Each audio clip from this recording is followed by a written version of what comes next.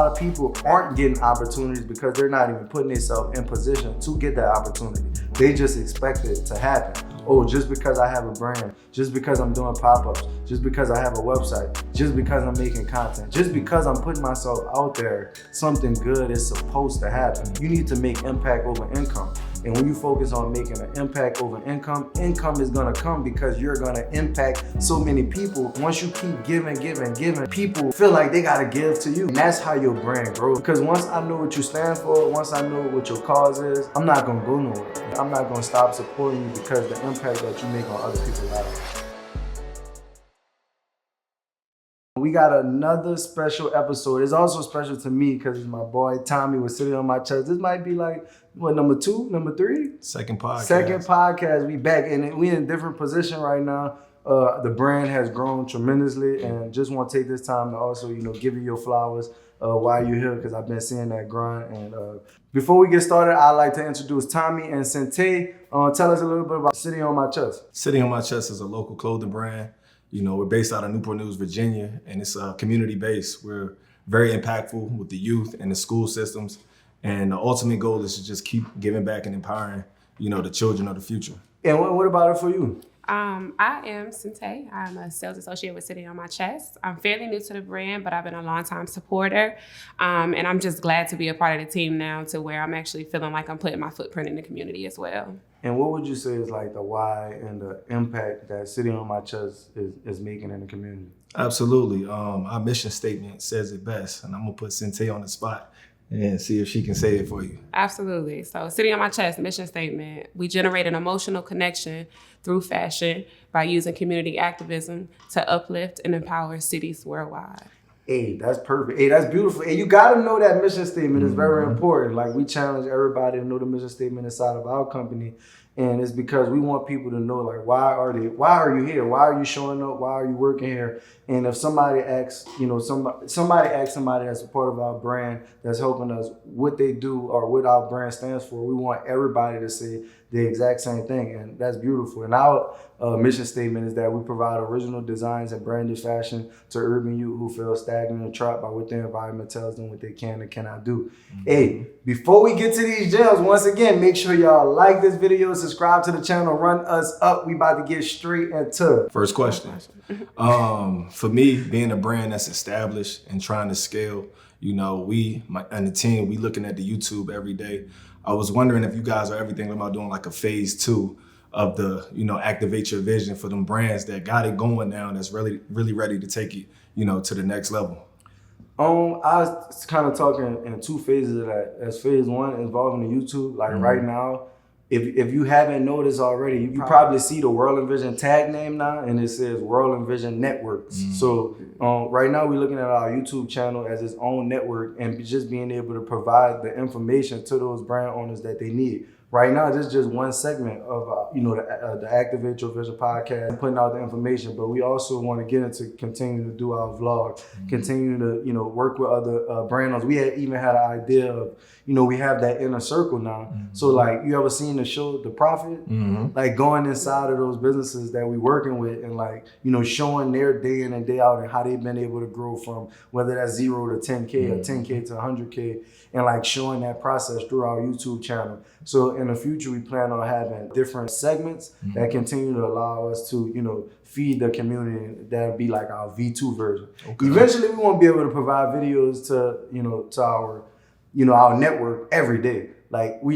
We're missing out because we're not able to put content on this channel every day, because they have people that if we would want to drop a video every day, they'll probably watch it. And then on a second note is, you are already in the Inner Circle program. I want to say, did you ever attend one of the workshops?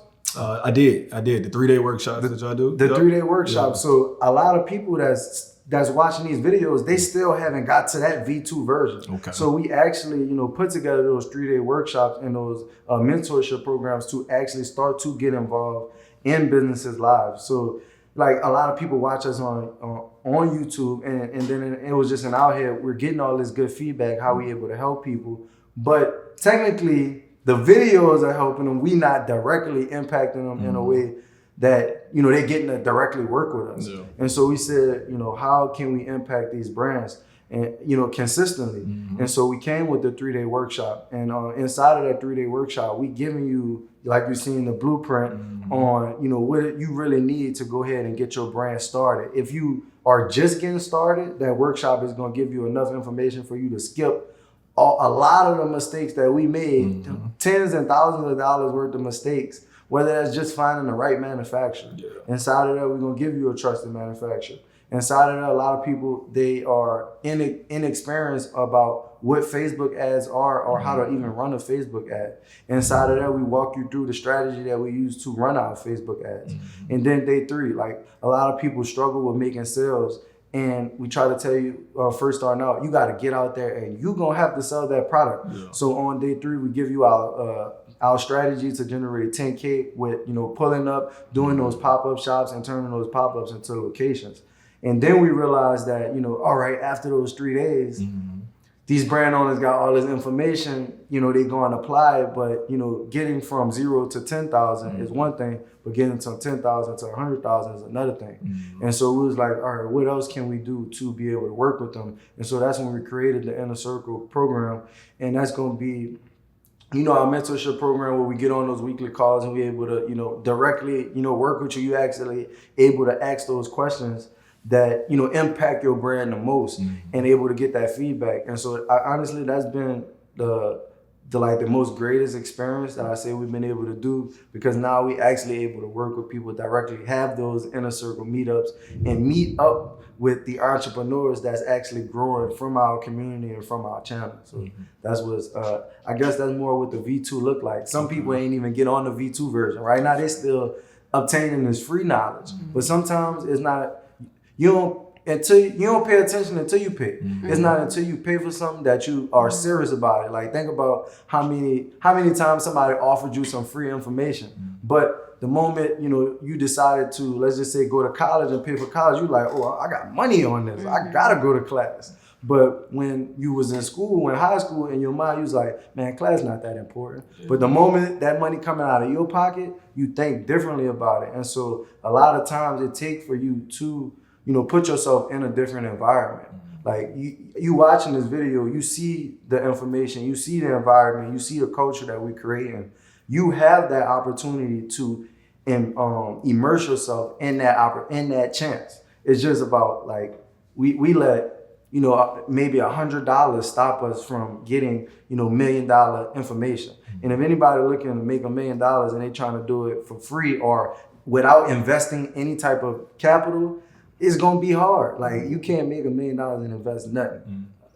Or you're gonna be working for a very long time. That's real.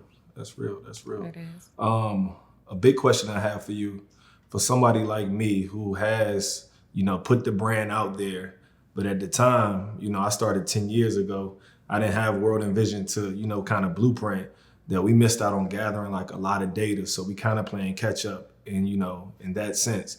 But the concept is proven, we have supporters when we go out, we have a community, but at the same time, early years ago, I wasn't collecting, data. We've had months through the roof and we collected nothing. So now we playing catch up, because I understand how important to remarket, to these customers and whatnot. But I just can't get over the fact that we missed out on so many people early on that, supporters bought the brand, but we didn't have that information. So just moving forward, is there a way you think we can fast track that, or is kind of just playing, stay consistent and just let it catch up by itself? Let me ask this. Did you already export everything from like your Shopify's and stuff that you, POS systems? All right. So the next thing I say, you really can't cry over spilled milk. Like you didn't, that's the same way. When we realized that we wasn't collecting the data, we was, heard about it ourselves. But we realized it's like now, instead of focusing your mind and attention on, what you didn't do, like what are the strategies to go ahead and collect those data and information. One of the things that we were doing and running was actually the, win WRLDINVSN for a year free. So when we was going to those pop-up shops, or going to these events, we had the QR code where you could scan, but first, before you can enter, you had to give us your name, email, and phone number. So it's gonna be like having another one, is gonna be, what we did was before we would do a drop, so beforehand, we would just drop, put it, send out the text. But we realized was that we was missing out on so much data that now we can put our drop up and say, hey, you want to be notified for when this drop is coming. And we was running advertisements on that. So trying to get to new people, like, hey, or somebody that maybe haven't seen our brand before already, they can, sign up and subscribe. And so now when we send out the blast, they want this specific item, we already got them added on the list. So it's just different strategies those two strategies right there specifically that you can use to get people inside of your database that haven't already been a customer with you. And then it's just like, thinking of those ways of like, massive doing more pop-up shops. It ain't nothing that you could do, but just keep doing what you're doing. More pop-up shops, get more people to buy so that way you get that data. Gotcha. But coming up with some type of strategic campaign to win over people data. Yeah, whether that's that, free wristband, go to the site, pay for shipping. Wristbands cost us like 10 to 20 cents. We got them. We said, get a free wristband. All you got to do is cover shipping. Yeah. The shipping on the wristbands was only like $2.99. We was charging $5.99. So we was still shipping it and making money off it, and we was collecting the data. So, you was just really getting your supports. And at that one time, I want to say even if they was clicking on the ad and putting it in their cart, they had to still put in their information before they got to the checkout. So even if they didn't buy it, we still had captured their email. So that was another strategy that was using to acquire that data. And that's what it's going to be, creating campaigns or creating some type of marketing strategy that wins over that data. The question I have for y'all is, because I know that City on My Chest makes a tremendous impact in the community, but allowing our viewers to know, because we talk about this a lot, like get out there, make an impact, get immersed inside your community. You could run it up just where you at, but you have to make yourself visible. What all the community events that you have been able to do, like what has that brought to your brand? Being that I'm from the city and my dad was a coach, he was in the school system, I grew up going to all types of events to the point that it felt like that was a part of me. So when I started City on My Chest, that's really what it was about. Like, how can I give back and be an impact to the kids the same way I had, role models? So we in the school systems. I mean, at least one school a week. Wow. Pep rallies, my store manager, E-Rock, is a DJ, doing free pep rallies for the schools just to keep the morale up. And when you give those kids something, you give them hope, they can dream. When they walk past City on My Chest in the mall, you see their eyes light up and it sells itself. They begging their parents, Mom, come on, please, I gotta go. City on My Chest came to my school. And then as a parent, you love seeing, individuals that come back and help the kids, so they want to support. So it comes full circle. That's what's up. And what about you? How, from like the outside viewer, like what has that impact been able to make for you? So I'm a mother. I have 2 children who are also very, very inspired by City on My Chest. I was introduced to the brand by my husband. So I didn't really know everything that was going on as far as what he was doing in the community, what the brand was about. It was like, oh, that's fly. Okay, I'll cop that. And then once I started to follow and see, it was like, oh man, I want to be a part of it. I want to support more. So it's full circle for me now to feel like I am doing that. I am being a part of the community, that the kids come and talk to me. I usually run the storefront in the morning. So I catch all of the people who come to the mall daily just to walk or just to eat. So they come in, they know me by name. I know a couple of them by name. So that feels good. It makes my day go past cool. And then whether they purchase every day or not, eventually they come in, they grab something, whether it's a hat, whether it's a tee, and that's always a plus. Yep. And that's been great. Because also for us, like, we love to make that impact where when we first started doing our brand, we was literally like just going, play basketball with kids, talk to them about entrepreneurship, buy them pizza and stuff like that, from transitioning to having our March Madness where we do a celebrity basketball game inside of wrestling. So bringing people that, that are great examples for them to see, compete against each other, be able to talk to them, to even doing things like we have an annual Thanksgiving event that we put on for like, people that's inside the community that help us out within our brand, whether that's the screen print shop, whether that's the bankers, whether that's the Boys and Girls Club members that invite us to go speak to the kids. So involving your brand in your area is going to also make your brand bigger, because when you attach your brand to another brand that's already established, been around for time, it enhances the trust and the credibility that your brand has now. Like we paid for a sponsorship at Louisiana Tech, where like when they score a touchdown, This is a college football team. saw that. When they score a touchdown, it's called, touchdown tees with WRLDINVSN. And they throwing free merchandise in the crowd. Wow. So, what that's been able to do for our brand in that area is now allowing people to look at us as a trusted source, a trusted brand, a trusted, company, because if Louisiana Tech trusts us enough to throw out shirts and, brand us as, a celebration when you score a touchdown, those people in the stands look at it as, oh, I want to support them too, because I support Louisiana Tech and Louisiana Tech supports WRLDINVSN. So I'm going to have to support WRLDINVSN now. So you have to use those type of things to continue to grow your brand. And then what it also do is show, what your brand stands for. So now people know if we're willing to invest into the school that we have ties into with Louisiana Tech. So other people that have ties with Louisiana Tech are going to want to support whether they in Ruston or not. So somebody that's in, Texas may have saw that, because guess what? People are recording the touchdowns. We recording it. We running advertisement, making it just bigger than just in your area. So when you're doing these community events, don't just think about that you're making an impact in your area, because now you can create those videos or you can run an advertisement on, let us come do a pet rally at your school in New Orleans or in Houston or in Atlanta. And you can amplify that content to reach the world. Just because you directly making an impact in Virginia is also impacting kids everywhere. So if you're watching this video right now, I'm challenging you to go out and connect with an organization, connect with a school, connect with, some company that's already making an impact in the world, and you hop on and you add value, because that's going to take your brand so far. And doing these community events, another thing that we learn is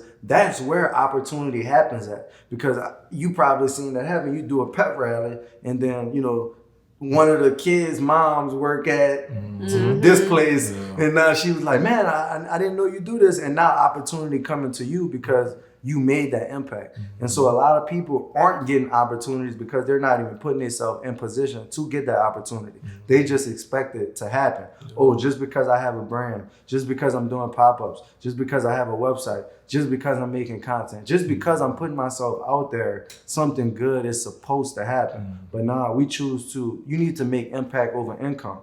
And when you focus on making an impact over income is gonna come because you're gonna impact so many people. Like all the time, we had one guy, you know Karen. So he was watching all the YouTube videos to where he said, he had to pay to get in the workshop. He did the workshop twice. He did the workshop twice and then got inside the inner circle. So it's just like, once you keep giving, people feel like they gotta give to you. And that's how your brand grows. That's how it continue to support. Because once I know what you stand for, once I know what your cause is, I'm not gonna go nowhere. I'm not gonna, I'm not gonna leave you. I'm not gonna leave this community. I'm not gonna stop supporting you because the impact that you make on other people's lives. So that's a big thing. Hey, if you're enjoying this video right now, hey, make sure you like this video, subscribe to the channel, run us up. 90K is approaching. We're gonna be giving a lucky subscriber 100 free t-shirts. All you gotta let us know is who gave you the best game, who dropped those gems in this podcast. So I have a question regarding, you talked about how it's kind of, you bridge the gap with Louisiana Tech, they kind of throw you the alley hoop. With you being a bigger brand, WRLDINVSN being a bigger brand rather, have you considered doing that for a brand that's smaller than you guys, throwing the alley hoop and saying like, we want to bring them on, we want to be able to support them and bridge this gap or put them in a place where they can make more money? Yeah, and I'm gonna be like, these opportunities right here are us doing that, because like, we don't know how many people, when we're recording this, we recording our best and we're putting it out there. Like, thousands of people watch these videos and so many people become familiar with the brand owners that's on this podcast. So like, just when maybe like 2 months ago, Malik was on the podcast. Then we seen him at an in-person event, and he was like, man, like 5 people came up to me and was like, they saw me on the podcast. So like, even though it may not be in a direct way where we collabing with them with making a t-shirt, we're still collaborating in some type of way with brand owners all the time to continue to expand their brand out and help them. Because, thousands of people that watch this video, they may have a few people that go and say, man, I really resonated with Sitting on My Chest message. I'm going to go ahead on and go support them and go buy some stuff and start following and keeping up with what they're doing. And it all happened from us just creating a video. And this is that impact over income right here. Like, this may not be where like, I'm like, all right, Tommy, let's drop this T. Let's do, let's try to make 10, 20,000. But within this video, we're getting, information that equivalates to the amount of money that the information that we got in this podcast, you're going to go make 20, 30, 40,000 every year that you're doing your brand and that you running your business, because now you have something that can't be taken away. We could drop a design and that's going to be hot, and then, we move on to the next thing. But, putting yourself in front of this YouTube that we're going to keep making videos, people going to keep coming to the channel. It's almost like those TikTok, Instagram reels. In 2 years, you may look at this video and it might have 1 million views. Right. And that 1 million views could have, brought a 10%, return to you guys' brand and community that could yield way more money than a collab could ever do. So sometimes when you're working with people, it don't necessarily have to just be money that you collaborate with. It could be information. It could be suppliers. It could be team members. It could be strategies. And I think that we do that a lot, a whole lot. And we're going to continue to do that and collaborate, because it's collaboration over competition. That was what we had in our boot for the Essence Fest with our partnership with Rap Snacks. And so we really believe that. And we just going to keep pushing. I got a question for y'all. How can we collaborate on some of these in-person events? Like, we talk about it all the time. Yeah. When we gonna put something together for the people out there and do it? We need to. One of my proudest moments of knowing that I'm working with you guys, and we did an event, and 2 girls walked up wearing City on My Chest, and the other one had on WRLDINVSN, and it was like, man, like I almost shedded a tear. Like, it was heartfelt that these kids, these people are watching. And we for the kids, we for the community. I know y'all are too. So it only makes sense. And I'm gonna just start shooting you events, ideas, dates. I'm gonna say, Mar, like, yo, just tell me which one you can make, because I know, whether we come to y'all or y'all come to us, the people gonna love it. They gonna feel it because it's real and it's from the heart. But I would love to get y'all in VA to one of our pep rallies with the kids going crazy and have them chanting City and WRLDINVSN. Hey, let's do it. And I got a question for both of y'all in different perspectives of it. What you running the business? What's been some of the things that you feel like, man, Ma, like, I'm struggling with this part of the business, and I'm trying to figure this out. And then maybe from the management side, the operational side, what's some things that you notice that that the brand may be struggling with, that we need to get this stuff fixed? For me, it's a lot of things that come under that umbrella. When I think about just being consistently pushing, the designs or products that we have, I be debating in my head, like, do we have too many products? Because we have a storefront and we want it to look filled, but it's only so much push you can do. And if I'm pushing product A, product B not getting the same push, and then when it's not selling, we get frustrated, wondering why it's not selling. It's because we not putting it out there, to the people. Another thing that I think about is just, like you guys say, knowing what our numbers are. So many times I know that we just did a great job selling it, but at the back end, I didn't always know, what was my cost, what was, all my numbers put together. This is what we need to make. So I'm trying to get better with my financials. I have a CPA, but sometimes early in the game, before you really buy in, she telling you stuff and you just kind of, all right, I hear you, versus like really studying, like, okay, these are the numbers that make sense. And also to quote Grant Cardone from the book, you got to know your numbers. Like, I just finished 10X and the Millionaire booklet, and he's preaching to me. So I'm just trying to improve myself overall as a manager. And I don't think it's one thing that I've mastered. I think every category of running my brand, I'm just trying to consistently improve. All right, I'm sorry I gotta interrupt this video, but if you haven't checked out our monthly workshop, you are literally missing out. We have transformed over 500 brands and minds inside of this 3-day workshop. On day 1, we're gonna be covering design. We're gonna be giving you our design process to take your designs to the next level. On day 2, we're gonna cover marketing. So we're gonna show you how to set up and run Facebook ads. We're gonna show you how to create content. And on day 3, we're gonna give you the scale up. We're gonna give you the play on how how to set up your pop-up shops, how to set up your distribution to do over $10,000 a month. You don't want to miss this. If you're ready to continue to scale your brand, literally all I need you to do is click the link in the description. It won't take long, and we'll go ahead and see you in that workshop. Let's get back into the video. And I have a question, like, what are you running? Are you on QuickBooks? Yes, we are on QuickBooks. So that should definitely like help out a lot. And, you know, just understanding like what's going on with your business, because now you could be able to go back and look at those financial statements and those profit and loss statements, and you could just put on this day, like, hey, wait, what the numbers look like. And that really helped us out a lot, because like once you do that for, let's just say 2-3 years, you start looking at the numbers and you like, okay, well, on average, we've been, you know, spending $10,000 on shipping supplies, you know, every quarter.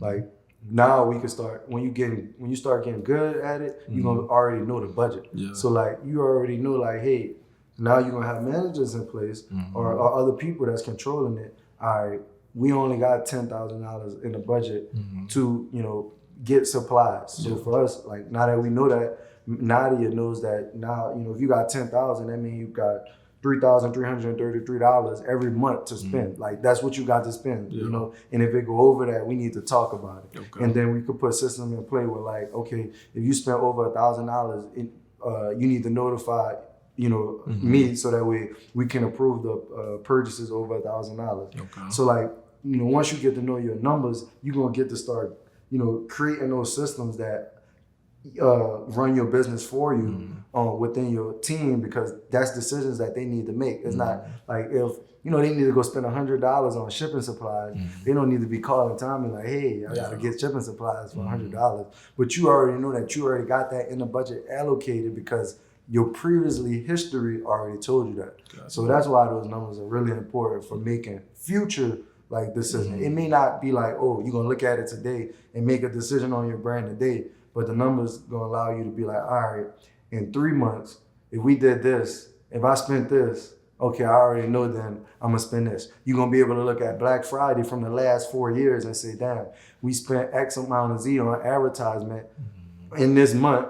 I can see it because I can go back to it on my QuickBooks, and I can make better decisions in my brand. So that's what that's about. Okay. What about you? For me, I would have to piggyback off of what Tommy was saying. I think our biggest struggle right now would be with systems. I'm big on just wanting to be accurate, wanting to have those paper trails of when you want to go look at it for the future, whether it's future, tomorrow, whether it's yesterday, whether it's last year. I'm big on making sure that it's accurate versus it just saying a number. I want to know where this number came from, how we got to this big number, where these little numbers came from. Was this damage? Was it not? Was this comp? Was it not? And I think we've all recognized that as a team, and we've done really well with implementing small things in a very short period of time. How do y'all create systems? Like, what does that process look like? I was winging it. Sente has a retail background, so she immediately came in day one talking about the KPIs and all those acronyms that she basically interviewed me and E-Rock doing her interview, because she like literally taught us some things that we didn't know, being that she had, you know, experience in retail. So you could talk to someone about just coming in. Yeah, what's some of the ideas of when you're creating a system, like what you think? First of all, we got to back up on the story here, because when Tommy first opened the storefront, he was looking for employees hired. I'm like, bro, let me come work. He's like, nah, can't afford you. And I'm like, listen, I got the experience though. I understand that retail isn't, you know, to pay the bills. I already support the brand. He's like, nah, I still can't afford you. I'm like, listen, just tell me what time, where to be, I'll be there. Never hear from this guy. This is October of 2020. Stubborn, huh? February of 2023. She sounded expensive, so I was just like, I can't afford you. But truth be told, I should have hired her a long time ago. Fast forward, February of 2023. He slides in my DM like, yeah, you still looking for work? 3 years later, you still looking for extra work? I'm like, yeah, like I'm surprised. Tell me where to be. Same thing. Tell me where to be. I'll be there, you know. And here we are. So definitely came in, and they were honest too. Like, look, we kind of winging it, but we're at a point now where we understand that we have to grow. We have to put certain things in place, and we really don't know where to go. So with my knowledge and just working for bigger companies, more worldwide brands, I have gained a lot of career attributes, but nothing compares to what I do with City, because as much as I've gained the experience to bring to this table, I've never sat at the table with another CEO. I've never sat at the table and been able to pitch an idea and say, hey, how about we try this? Whether it's used or not, it's never been an opportunity that I've been given. So that's very new to me, but it holds like a lot of value, if that makes sense. So being passionate about wanting the brand to go and grow and bringing my knowledge to the team, it's like, all right, hey, listen, if you're going to listen to my ideas, if you're going to listen to, hey, what may work, even if it doesn't, you're willing to trial and error with me, I'm down, you know? That's what's up. And I think just having her being a new employee, we're having to learn the systems of what we doing, how to make stuff. We kind of like, she was pointed out, like when a new employee comes on board, we need to have, systems in place that they can go to a place and, turn the page and it's broken down for them versus kind of just, hey, yeah, you do that. Then I walk away and then tomorrow they asking, the same question. Yep. And I got two things. All right. One, I'm going to challenge you. I want you to stop calling your team members employees because they're team members. Mm-hmm. And that's one thing that we had got out because we don't want, that's not the mindset that, one of our core values is everyone is an entrepreneur.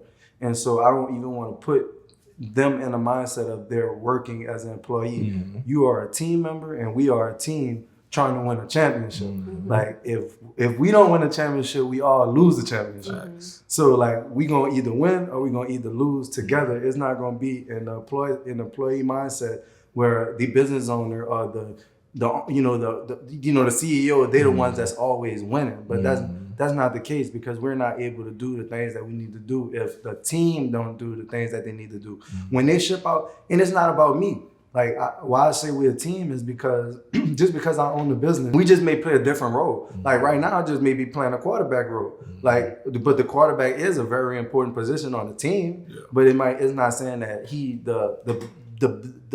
most.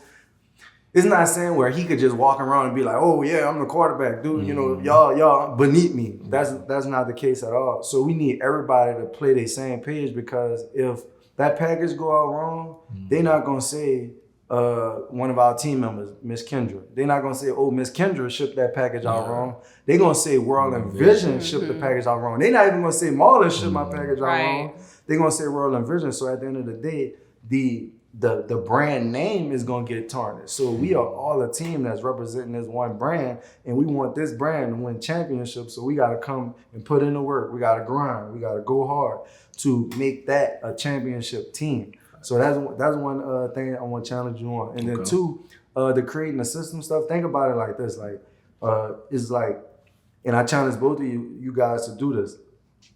Literally. Like it's gonna be crazy that you do. Just go write it down. Like as far as like when you walk in that building in the morning, like if you got your notes right there, all right, turn on the lights, and it may be weird for a couple of days, but jot it down. Turn on the lights. If you gotta go cut on the air condition, cut on the air condition. Fix the merchandise in the store to make sure the display is good. Fix the merchandise in to make sure the display was good.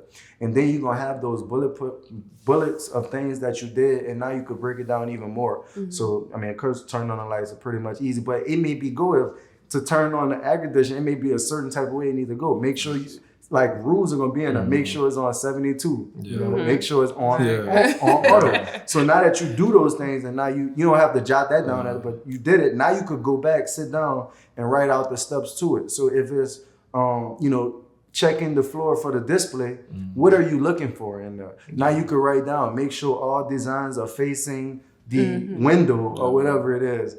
And that's how you start creating those systems. And then from once you got it written down, now you could create videos on it. So the same thing you just written down, now Tommy, you could walk through and be like, all right, this is the tutorial on how you open up. So then he could go to it, go to the little fan and click auto, click it down, make sure it's on 72 degrees. He could walk around the store and say, this is what we're looking for. So now you got a paper version and you're gonna have the video training copy. So the paper version, they could take with them, always have it. The training copies, now you can make sure that they're watching the videos when they coming on. So that's how my ideal things are creating those systems. And then off the back end, you always gotta have those KPIs, sort of results. So everything that you've done, first getting started off, I'll probably do a checklist. So I have that person doing a checklist, checking off everything that they did, and then submitting that in. So now you could see what they did accomplish and what they didn't accomplish. And they say they checked it off. Now the manager could go back and check it and be like, why you checked this and you didn't do it? Now they could have a mark. Now we could start seeing like, because the biggest thing gonna happen is you to the point where you hiring. So like, how do you really know that they're not doing what they're supposed to do? Yeah. Or then when the time comes to let them know, if you don't have nothing that like showed like, man, I told you this 3, 4, 5 times. You messed up on this 3, 4, 5 times. It always come to like, you know, it gotta be like, it's almost where y'all debating about what's going on. Facts. Because you don't have no proof. Even though in your mind you seen what happened, there's nothing that, you know, you did that proves that. And then the third thing I just add is, it's gonna be the discipline standpoint, even upon yourself. It's been times where we had to suspend people, you know, from work. You're gonna have to have write-ups. You know, you're gonna have to have warnings. Like, you know, things gonna happen where like being late gonna have to not be, you know, you can't accept it. So I think it also starts, when you start creating those systems, it's gonna create that accountability and discipline on both of you guys to make sure that the systems are actually being followed, because just as easy to create a system, it's just as easy to not do the system because you're gonna do what you're used to doing. And so that's some things that I challenge y'all on when creating those systems. Okay. Hey, crazy gems right now. Hey, we gonna keep this thing going, but before we do, make sure you like this video, subscribe to the channel, run us up. I got a question again. So, all right. So has there ever been anything where a personal struggle has tied into a business struggle? So for example, have you ever been, you know that you need to network at this event. Are you shy? Have you overcome it? Is it still a struggle now for you to tie or have a personal issue and it tie into business to where it doesn't work out for you? I say more is like, because on our executive team is more of a real family type of vibe, like as in Nick, Lou, and Nadia, we have, you know, built a relationship where it's more of, it's not even a team, it's like a family. And so when you have that in your executive group, sometimes it's hard to have those conversations that you need to have earlier than you need to have them because of the family atmosphere, as in like some things that we talked about. Like, you know, if it was a normal team member, and if they late, we probably, you know, get the write-up. But let's just say Nick come in 10 minutes than what he said he was supposed to come in. Not, you know, it's almost like the favoritism thing. It's like, it's more lenient than us, like, you know, saying like, we gotta be here, we gotta do these things. So I think that's one of that, because that's personal. Like we taking our personal selves on how we feel about each other personally and applying it to the business. And that's something that you have to get out of your business. And that's why we say we plan for the logo that's on the front of the jersey and not the name that's on the back. And so that is a big struggle, you know, when you working with family members and team members in that way, like that. You know, sometimes you don't have those tough conversations as soon as you should. And so now we've been trying to do a better job with, you know, meeting more often so that way we do have those times to get those things off our chest, because like everybody that's on your team is involved. Like if since we shooting this podcast, right? Like let's just say, you know, Lou's still on the way here. We can't start the podcast until our team get here and we do the things that we need to do. So just because, you know, somebody else isn't doing what they got to do, it still affects the whole team. And so if you don't have and sometimes when it's family, you have a tendency to, you know, ease off of it. But what I'm saying is you have to, you know, y'all both have to address the situation head on and look at it as like, we plan for the name on the front of the jersey and not on the back. So at the end of the day, we only doing what's best for the business and what's best for the brand. So that's would be like one of the biggest personal struggles. Like you got to take all feelings out. Business is business. Like even when y'all talking to each other, like you may get into a heated debate, but right after the heated debate, like, and y'all off of, you know, of doing this, it should still be, you know, normal. Y'all like it shouldn't affect y'all personal relationship with y'all business relationship. And so that's like a big thing when people growing their brand. I think that allows, you know, stop them from continuing to grow. Absolutely. You preaching to the choir, because E-Rock, my store manager, I've known him since middle school. So you were like, everything you were saying, I was visualizing, and we actually got into a heated debate a week ago about something.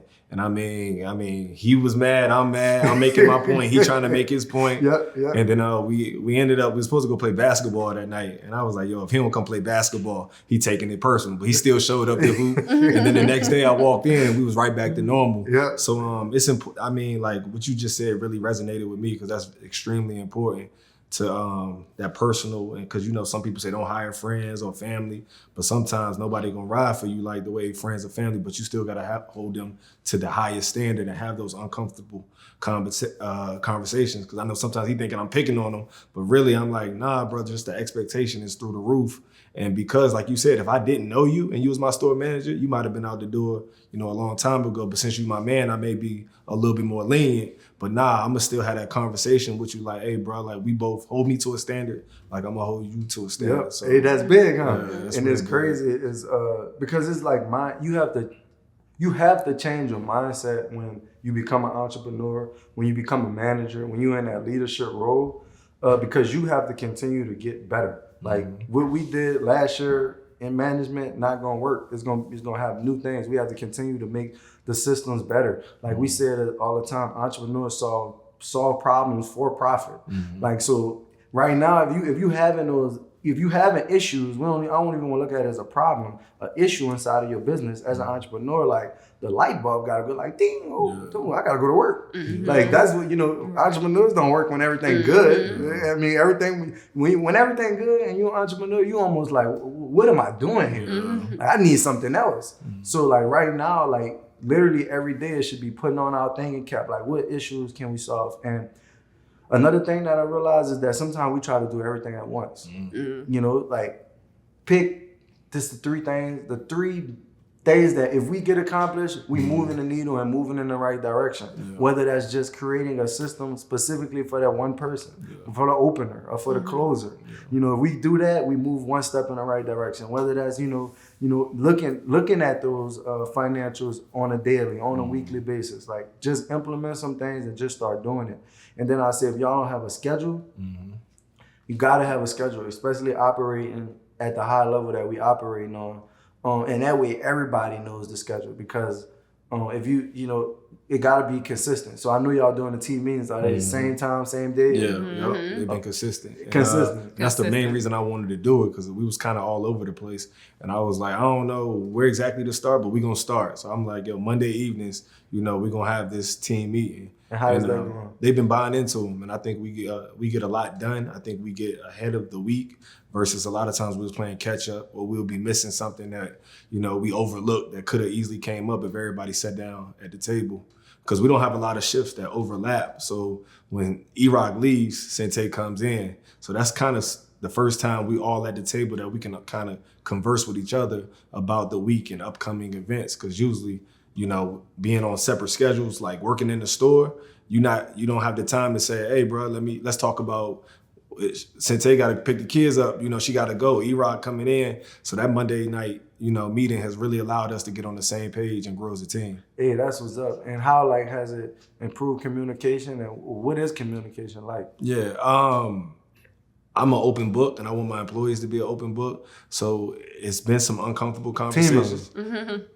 Team members. And the crazy thing is, with me having a football background, we within our systems talked about like making this like a team. So it's still, I'm practicing. I'm getting better. The team members, because that's exactly what they are. We are taking steps in the right direction, and it's tough sometimes because we got to point out issues that we got to talk about it. And this group we got, they understand, they take it on the chin and we move forward. But if we didn't talk about it, we kind of would still be in the same place. That's what's up. All right, before we start wrapping up, is there any other things that y'all want to share with the audience, or any other questions that y'all may have? One more question. I love the culture that you guys have created. I feel like you're very empowering to the team.